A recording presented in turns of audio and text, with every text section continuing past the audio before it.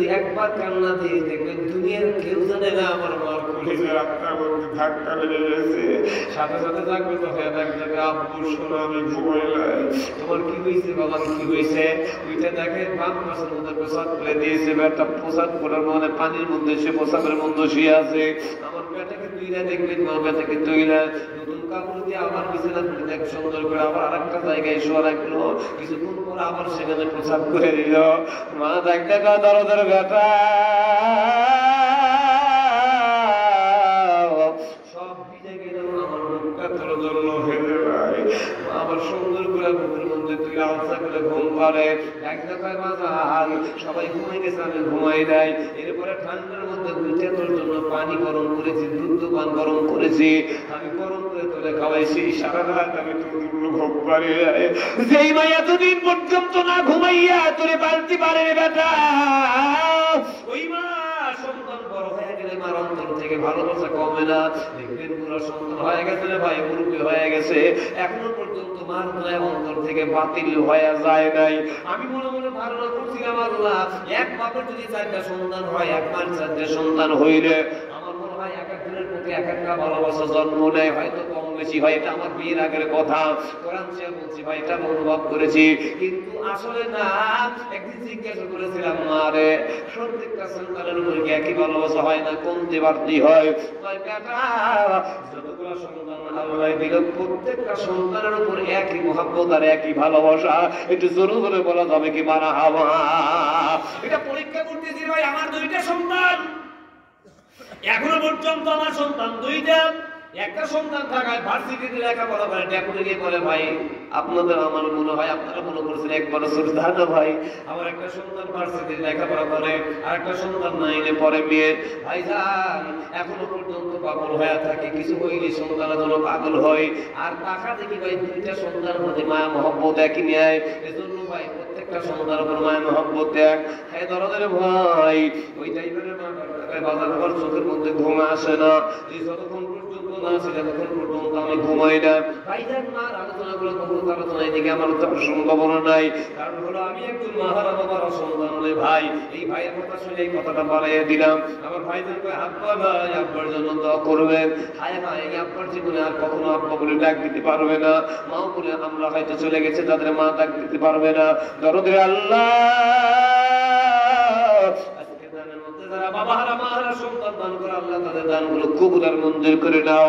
আল্লাহ আজকে তার বরকতে কবর আযাব থেকে কিয়ামত পর্যন্ত নাজাত দিয়ে দাও। সিল্লা বলেন আমিন। এই কয়টা দিকে আমাদের ভাই আমি পায়ে হাত দিয়ে গেলাম, ভাই জিন্দে মারা আঘাত দিও না, কষ্ট দিও না, কারণ মা বাবা কিন্তু মক্কা মদিনা, মার উপর আঘাত দিলে কষ্ট দেওয়া জীবনে কোনোদিন শান্তি হইবে না। এর মার দোয়া যে এত বিশাল, মার দোয়া যে আল্লাহর দরবারে কবুল হয়, আব্বার দোয়া যে আল্লাহর দরবারে কবুল হয়। আমি নিজেই তাহা। আমার আব্বা ছোটবেলায় আমার ছেলে মারা গেল, মাও মরে গেল আমার ছোটবেলায় রেখা। ছোট্ট জিন্দেগির মধ্যে আব্বা মামাই হারিয়েলাম। বড় একটা ভাই ছিল, তিনি হলো মাস্টার, ওনার নামে 2-2.5 বিঘা সম্পত্তি রেখে দিয়েছিলেন আমার আব্বা ছোটবেলায়। আমি তখন জন্ম নেই নাই, জন্ম হওয়ার পর আমার আব্বা আমার মা কিছুদিন পর মারা যায়। আমার আব্বা আবার 2য় বিবাহ করেন। সন্তান হইলে তার জমি দেওয়া সম্ভব হয় না। এক পর্যায়ে আব্বা অসুস্থ হয়ে বিছানার মধ্যে পড়ে যায়। অনেক মানুষগুলো এসে ডাকতে বলে বাবা ছোট সন্তানকে একটা জমিকে কিছু জমি দিয়ে দাও না কেন? আমার আব্বা বলতে বলছিল আল্লাহর কাছে আমি দোয়া করে গেলাম জমি দেওয়া লাগবে না। মা নিয়ে কি কথা ছিল, মারা সমুদ্রে ধরে ঘুরেছি। অনেক মানুষগুলো বলছে বড় বেটা জমি দিয়েছে দেও না কেন? যাই হোক ভাই, মা বলছে আল্লাহর দরবারে দোয়া করলাম। এ দরদের ভাই আমার ভাই একজন মাস্টার, ওনার কসম করে বলি বাবা মার দোয়া যে এত মানে বিশাল, মানে এত বরকত। আমার আল্লাহর কাছে বাবা মা দোয়া করে গেছে। আমি সাধারণ মসজিদ মাদ্রাসা 4 থেকে 5,000 টাকা চাকরি করি রে ভাই। দেখেন না কম আমি যে মাদ্রাসা চাকরি করতে গেলে 5-10 হাজার টাকার উপরে কোনো বেতন নাই। ছোট্টবেলা থেকে ভাই আমি 26 বছর ধরে চাকরি করি। এই স্বল্প বেতনের মধ্যে আল্লাহ তাআলা কেমনে চালায় আপনি দেখবেন, শুনবেন। যার বাবা মার দোয়া আছে তার কখনো কোনোদিন ঘাটতি হয় না। ওনার কসম করে দিলাম, কোরআন দিয়ে বলে গেলাম, বড় ভাইয়ের চাইতে আমরা আল্লাহ কম ভালোবাসে নাই। আল্লাহ যথেষ্ট পরিমাণ ভালোবাসে, কিছুর অভাব নাই। নাই, অত কোটি কোটি টাকার মালিক আমি না, তথাপি আল্লাহ তাআলা যেভাবে আমার চালাতে হাজার হাজার শুকরিয়া আদায় করি ভাই। একটা ছেলে চাকরি পরে ভার্সিটিতে আপনারা প্রাইভেট প্রতিষ্ঠানে টাকা লাগে কত আপনারা জানেন? 15-20 হাজার টাকা আমার ছেলেকে দেওয়া লাগে, বিয়ে করে দেওয়া লাগে, সংসার পরিচালনা করি আমি আল্লাহর। আমি একজন ছোট্ট মানুষ বিশাল মানে একটা সুন্দর একটা ঘরও দিয়েছি।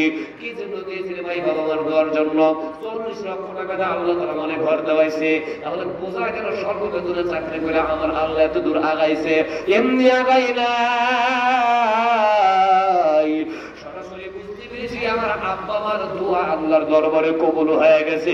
একটু জোরে জোরে বলা যাবে কি মারা হাওয়া? যত জায়গায় যাই মুনাজাতের মধ্যে আল্লাহর দরবারে কান্দি, আল্লাহ আমার বাবা মারা তুমি মাফ করে দাও। 100 দোয়ার মধ্যে কি একটা দোয়া আল্লাহর দরবারে কবুল হবে না? এই দোয়াটা আল্লাহর দরবারে করলে কোন মুনাজাত কবুল হয়? তাহলে আমার জীবন ধন্য, আমার আব্বা আমার জীবনে আল্লাহ তাআলা ধন্য করলো। সন্তানের দোয়া কবুল হয়ে গেলে বাবা মার জান্নাত আল্লাহ তাআলা ফয়সালা করে দিবে। আল্লাহ নাম্বার 6 নাম্বার পরে 100 টাকা, 7 নাম্বার পরে 100 টাকা। আমি দেখতে চাই ভাই টাকা যারা দিয়েছেন ভালো, বাবার জন্য মার জন্য যারা চলে গেছে দুনিয়াতে, বেঁচে যারা আছেন, বাবার জন্য মার জন্য যারা ভালোবাসা দেখাবেন, একটু দয়া করে 100 করে টাকা করার নামে আপনারা পিট করেন। নাম্বার 8 পাড়ার মধ্যে গেছেন 100 টাকা, বেশি দাবি করবো না ভাই। 30টা পাড়ার মধ্যে 30,000 টাকা হলেই আমি আপনার খুশি হব। আল্লাহ 8 টাকা দেখো, যার বাবা নাই মা নাই 100 টাকা আল্লাহ নয় 8 নম্বর পর আল্লাহ কবুল করে নাও। 9 নম্বর 9 নম্বর পর 100 টাকা, 10 নম্বর 11 নম্বর পর 200 টাকা আল্লাহ কবুল করে নাও। এ দরদির ভাই টাকা পয়সা ধন দৌলত বাড়ি গাড়ি সব রেখেই যাওয়া লাগবে। 13 নম্বর 14 নম্বর আল্লাহ তুমি কবুল করে নাও। 15 নম্বর পর আল্লাহ তোমার বান্দার দামটা কবুল করে নাও। এ দরদির মা বোনেরা আপনারা বাবার জন্য মার জন্য একটি পারা করে দিতে পারেন। নাম্বার 16 পারা কে আছে এখানে হাত ধরে দেখাবেন ভাই, এখানে আসবেন, আমি দোয়া করব তাদের জন্য। মাশাআল্লাহ আমি জানি যে কালেকশনটা আপনারা আগে বলে নিয়েছেন মনে নাকি আগে করছে, এই জন্য টাকা উঠতেছে না, যার কারণে কম দিয়েছি যাতে করে কোরআনটা পিলে ভাই একটু জিকির করেন লা ইলাহা, এটা আওয়াজ না জোরে, লা ইলাহা। আলহামদুলিল্লাহ আপনারা চেনেন না ভাইজান? দাদা হুজুর বলে আপনারা বলেন দাদাই, উনি তো একজন ভালো মানুষ। আত্মাটা যে এত বড়, একসাথে চাকরি করছে অনেকদিন, এই বিশাল বড় আত্মার মানুষ। টাকা হাতে থাকলে থাক বা না থাক, ওনার যে একটা মেহমানদারি আপনার আশ্চর্য হয়ে যাবেন। ওনার কাছে গিয়ে বসে দেখেন কি ধরনের মেহমানদারি উনি করার, মানে এতটাই ভালো মানুষ, অন্তত অনেক বড়। উনি টাকা দিয়েছে, আল্লাহ দরবারে দোয়া করে আল্লাহ রাব্বুল আলামিন আমার ভাইজানকে কবুল করে নেন। সকল বলে আমিন। বাবা দোয়া করতে কইল না, একটু বেটা চলার মতো বলেন আমিন। টিহা করলো আল্লাহ তোমার এক বান্দা 16 পারা, আরেক বান্দা 17 পারা, আরেক বান্দা 18 পারা, আরেক বান্দা 19 পারা আল্লাহ পরে না ধরা। নাম্বার 20 ভাই ক্লিয়ার করে, আমি কিন্তু কাজ